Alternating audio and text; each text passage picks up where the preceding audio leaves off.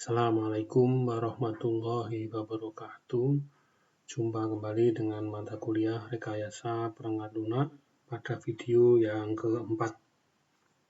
Kali ini kita akan masuk pada bab 3, yaitu analisa kebutuhan perangkat lunak.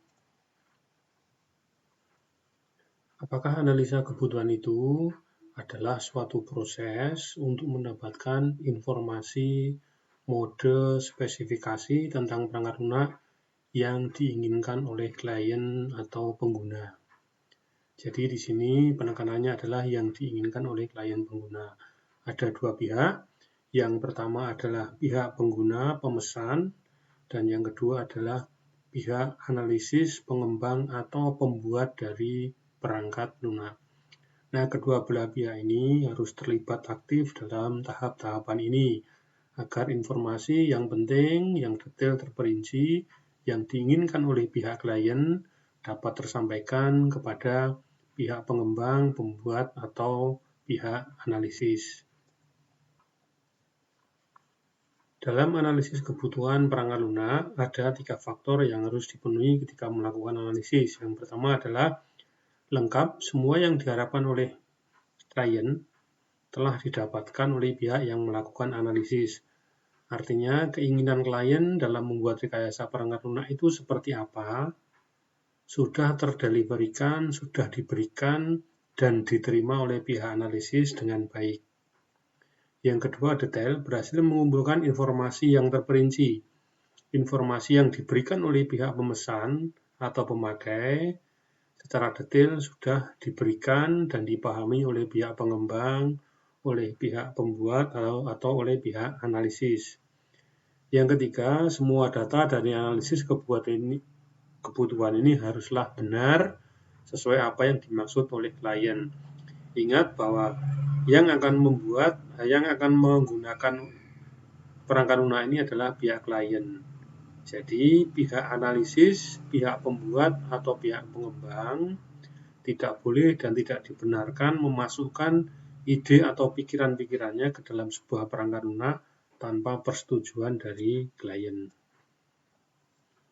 Mahasiswa sekalian, analisa kebutuhan terdiri dari 5 langkah pokok. Yang pertama adalah identifikasi masalah, menentukan kebutuhan atau requirement, siapa saja pengguna perangkat lunak ini. Misalkan kalau kita mencontohkan sistem informasi perpustakaan, maka pengguna perangkat lunak ini siapa saja.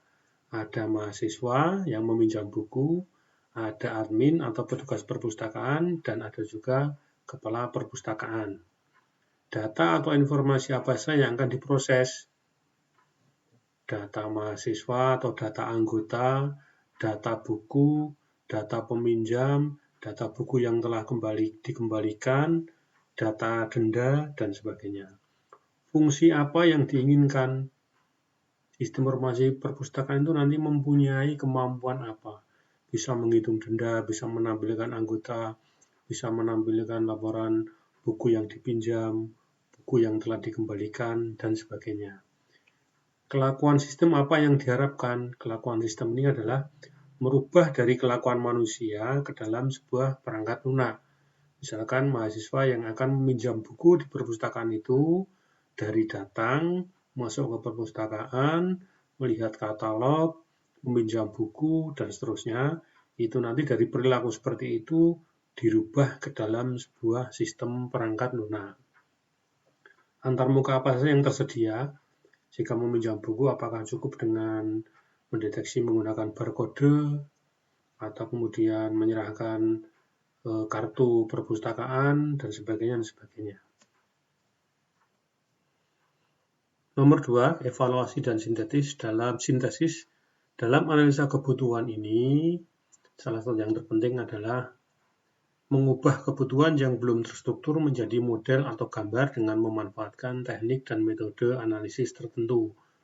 Mengubah kebutuhannya adalah dari tingkah laku atau dari definisi-definisi, kemudian dirubah ke dalam bentuk gambar, ke dalam bentuk bagan yang terurut dan menggunakan arus data. Sehingga nanti akan terlihat dari awal sampai akhir ketika mahasiswa misalkan mau meminjam buku, itu urutannya seperti apa, bisa dilihat dengan menggunakan pemodelan atau gambar tersebut. 3. Pemodelan membuat dokumen Software Requirement Specification atau SRS. Ini adalah sebagai tahap awal dari perancangan. Jadi perangkat lunak yang dibuat itu nanti dibagi menjadi berapa bagian. Misalkan 3 bagian. Yang pertama bagian anggota perpustakaan, yang kedua bagian peminjaman, yang ketiga bagian buku misalnya seperti itu. Jadi tahap awalnya pada tahap awal perancangan, pemodelan dari perangkat lunak dibagi menjadi bagian-bagian yang dianggap penting, ada berapa bagian. Berikutnya adalah spesifikasi dari perangkat lunak, SKPL atau spesifikasi kebutuhan perangkat lunak yang dibuat harus dapat menyatakan secara lengkap apa yang dapat dilakukan oleh perangkat lunak itu. Bisa membuat laporan per minggu mengenai peminjam perpustakaan, bisa memperlihatkan pendapatan atau denda dari perpustakaan itu tiap hari, tiap minggu, tiap bulan, atau per tanggal, dan sebagainya. Review, proses untuk memeriksa validasi SKPL apakah sudah konsisten, lengkap, dan sesuai dengan apa yang diinginkan oleh pemakai. Jadi ketika perangkat lunak itu dibuat, kemudian harus ada review, apakah sudah sesuai dengan yang diinginkan oleh pemakai atau pemesan atau belum. Mahasiswa sekalian, peringatan yang paling penting ketika kita menganalisa atau membuat sebuah perangkat lunak, bahwa analisa kebutuhan tidak boleh salah. Ya. Analisa kebutuhan tidak boleh salah. Bagaimana kalau salah? Maka yang terjadi adalah biaya dan waktu yang diperlukan akan menjadi sia-sia. Ya, ketika salah, maka biaya dan waktu yang diperlukan akan menjadi sia-sia. Sudah memakan biaya yang banyak, waktu yang panjang, tenaga yang banyak, ternyata salah, harus mengulang atau membuat lagi, ya, sehingga menjadi sia-sia. Tujuan dari analisis kebutuhan adalah membuat perangkat lunak atau dokumen spesifikasi kebutuhan yang isi keseluruhannya sesuai dengan apa yang diinginkan oleh pengguna. Mengembangkan persyaratan kualitas yang memadai dan rinci, di mana para manajer dapat membuat pekerjaan proyek yang realistis. Proyek yang realistis ini dibuat oleh analisis dan staf teknis yang bagian membuat programnya dapat melanjutkan dengan perancangan, implementasi, dan pengujian. Jadi yang dibuat oleh para analisis ini bisa diartikan, bisa dimengerti oleh staf teknis yang membuat atau mengcoding programnya. Membangun pemahaman tentang karakteristik ranah permasalahan dan sekumpulan kebutuhan untuk menemukan solusi. Jadi analisis kebutuhan tadi tujuannya adalah menemukan solusi yang permasalahannya diajukan atau ditemukan oleh pemesan atau oleh pemakai.